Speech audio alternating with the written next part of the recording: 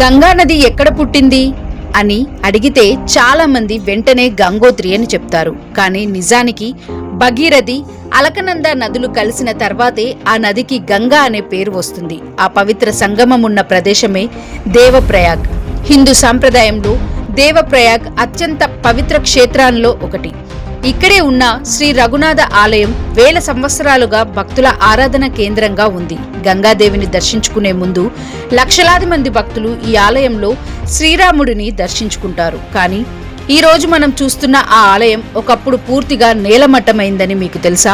1803 September నెలలో హిమాలయ ప్రాంతాన్ని చరిత్రలోనే అత్యంత భయంకరమైన భూకంపాల్లో ఒకటి వణికించింది. దీని తీవ్రత సుమారు 7.5 నుంచి 7.8 మ్యాగ్నిట్యూడ్ వరకు ఉందని భూకంప శాస్త్రవేత్తలు అంచనా వేశారు. ఉత్తరాఖండ్ ప్రాంతంలోని అనేక గ్రామాలు, దేవాలయాలు, కోటలు క్షణాల్లో కూలిపోయాయి. చార్ధామ్ యాత్ర మార్గమంతా భారీ విధ్వంసం జరిగింది. దేవప్రయాగ్ కూడా ఈ విపత్తు నుంచి తప్పించుకోలేదు. పురాతన శ్రీ రఘునాథ ఆలయం పూర్తిగా శిథిలాలుగా మారిపోయింది. ఆలయ గోడలు కూలిపోయాయి. శిఖరం నేల కొరిగింది. పవిత్ర క్షేత్రం అంతా శిథిలాలతో నిండిపోయింది. అప్పుడు ప్రజల మనసులో ఒకే ప్రశ్న, ఈ ఆలయాన్ని మళ్లీ ఎవరు నిర్మిస్తారు అని. ఆ సమయంలో భారతదేశం మరో పెద్ద సంక్షోభాన్ని ఎదుర్కొంది. బ్రిటిష్ ఈస్ట్ ఇండియా కంపెనీ తమ సామ్రాజ్యాన్ని విస్తరిస్తుంది. మరోవైపు మరాఠా సామ్రాజ్యం బ్రిటిష్తో యుద్ధాల్లో నిమగ్నమై ఉంది. అలాంటి సమయంలో హిమాలయాలకు వందల కిలోమీటర్ల దూరంలో ఉన్న గ్వాలియర్ రాజసింహాసనం నుంచి ఒక నిర్ణయం వచ్చింది. గ్వాలియర్ మహారాజు శ్రీమంత్ దౌలత్రావు సింధియా ఈ పవిత్ర ఆలయాన్ని తిరిగి నిర్మించాలని సంకల్పించారు. అప్పుడు ఆయన బ్రిటిష్లతో రాజకీయ, సైనిక పోరాటాల్లో బిజీగా ఉన్నప్పటికీ దేవప్రయాగ్లోని శ్రీ రఘునాథ ఆలయం పునర్నిర్మాణానికి సహాయం చేశారు.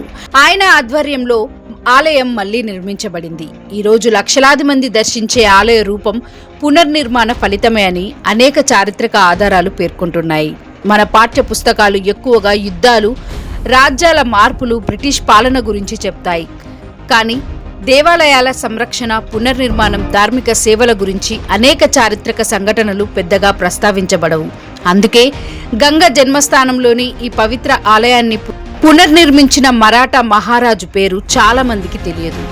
దౌలత్రావు సింధియా మరాఠా సామ్రాజ్యంలో ప్రముఖ పాలకుడు. 1794 నుండి 1827 వరకు గ్వాలియర్ సంస్థానాన్ని పాలించారు. ఆయన కాలంలో బ్రిటిష్లతో యుద్ధాలు జరిగినప్పటికీ దేశవ్యాప్తంగా అనేక ధార్మిక క్షేత్రాలకు సహాయం చేసిన పాలకుడిగా కూడా గుర్తింపు పొందారు.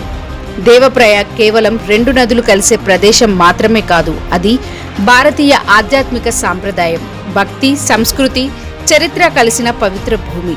1803లో ప్రకృతి ఆ ఆలయాన్ని కూల్చివేసింది. కానీ భక్తి, సంకల్పం, ధర్మం పట్ల అంకిత భావం దానిని మళ్లీ నిలబెట్టాయి. ఈ రోజు కోట్లాది మంది గంగామాతకు తొలి నమస్కారం చేసే ఆ ఆలయం ఒక మరాఠా మహారాజు చేసిన సేవకు కూడా నిశ్శబ్ద సాక్ష్యంగా నిలుస్తుంది. ఇదే చరిత్రలో చాలా మందికి తెలియని దేవప్రయాగ్ కథ. ఈ వీడియో మీకు నచ్చితే లైక్ చేయండి, షేర్ చేయండి.